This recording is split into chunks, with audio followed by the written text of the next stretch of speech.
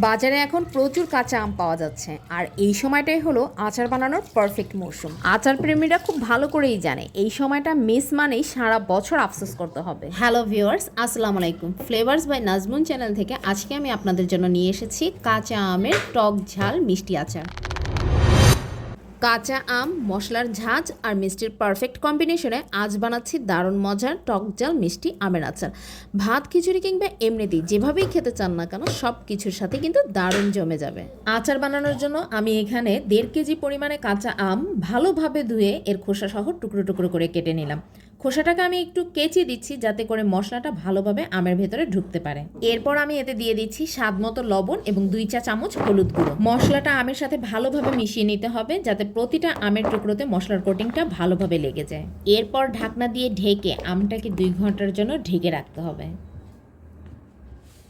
2 ঘন্টা পরে দেখতে পাবেন লবণ এবং হলুদ মিশিয়ে রাখার কারণে আম থেকে পানি বের হয়েছে। আমের এই পানিটাকে ফেলে ভালোভাবে শুকিয়ে নিতে হবে। চাইলে ফ্যানের বাতাসে শুকিয়ে নিতে পারে, তবে রোদে শুকাতে পারলে বেশি ভালো হবে। প্রাকৃতিক রোদে শুকানোর কারণে আচারে আলাদা একটা ঘ্রাণ এবং স্বাদ আসে। এছাড়াও রোদে শুকালে আমে মশলা ভালোভাবে ঢুকে, আর এতে করে আচারের স্বাদও বাড়ে, পাশাপাশি ফাঙ্গাস বা নষ্ট হওয়ার সম্ভাবনাও কমে যায়। এবার আমি আচারের জন্য একটা মশলা বানিয়ে নিচ্ছি, আর এই জন্য নিয়ে নিলাম 7-8টা শুকনো মরিচ, 1 চা চামচ জিরা, 1 চা চামচ পাঁচফোড়ন, 1 চা চামচ মৌরি এবং 1/2 চামচ মেথি। এবার আমি চুলায় একটা প্যান বসিয়ে মশলাগুলোকে ভালোভাবে ভেজে নেব। ভাজার সময় খেয়াল রাখতে হবে মশলাগুলো যাতে পুড়ে না যায়, আর এজন্য চুলার আঁচটা অবশ্যই লো ফ্লেমে রাখতে হবে। মশলা থেকে যখন সুন্দর একটা স্মেল বের হবে ঠিক সেই সময় মশলাটাকে উঠিয়ে ঠান্ডা করে ব্লেন্ডারে ব্লেন্ড করে নিতে হবে। আচারের জন্য এই যে স্পেশাল মশলাটা বানানো হয় এটাই কিন্তু আচারের আসল প্রাণ। এই মশলাই আচারে এনে দেয় স্বাদ, ঘ্রাণ এবং মজাদার ঝাল টক ফ্লেভার। কাঁচা আমের আচারে সরিষা বাটা দিলে আচারের স্বাদ এবং ঘ্রাণ অনেক বেশি মজাদার হয়। এছাড়াও এটা কিন্তু প্রাকৃতিক প্রিজারভেটিভ হিসেবেও কাজ করে, যার ফলে আচার দীর্ঘদিন ভালো থাকে। আমি এখানে 1 টেবিল চামচ হলুদ সর্ষে এবং 1/2 টেবিল চামচ কালো সর্ষে নিয়ে 20 মিনিটের জন্য পানিতে ভিজিয়ে রাখলাম।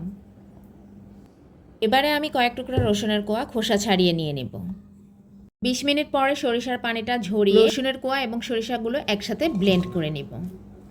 রসুনটা ব্লেন্ড করে দিলে রসুনের ফ্লেভার পুরো আচারে ভালোভাবে ছড়িয়ে যায়, সেই সাথে মশলার সাথে সুন্দরভাবে মিশে যায়। এবারে আমি এতে দিয়ে দিব 3 টেবিল চামচ ভিনেগার। ভিনেগার দিলে আচারের স্বাদ এবং সংরক্ষণ দুটোই খুব ভালো হয়। আচার বেশি দিন ভালো থাকে, মশলার ফ্লেভার আরও ভালোভাবে ব্যালেন্স হয়।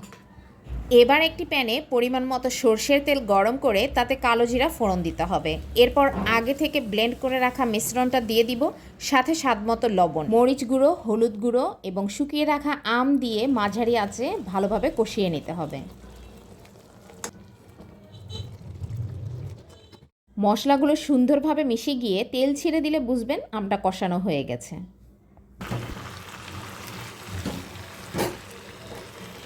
এই পর্যায়ে ব্লেন্ড করে রাখা আচারের মশলাগুলো দিয়ে ভালোভাবে নাড়াচাড়া করে মিশিয়ে নিতে হবে।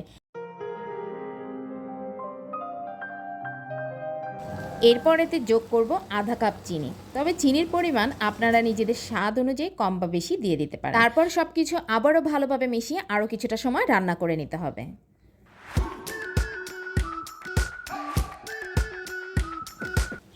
আচারে তেলের পরিমাণটা একটু কম মনে হচ্ছিল, তাই এই পর্যায়ে আমি আরও সামান্য সরষের তেল যোগ করে দিলাম।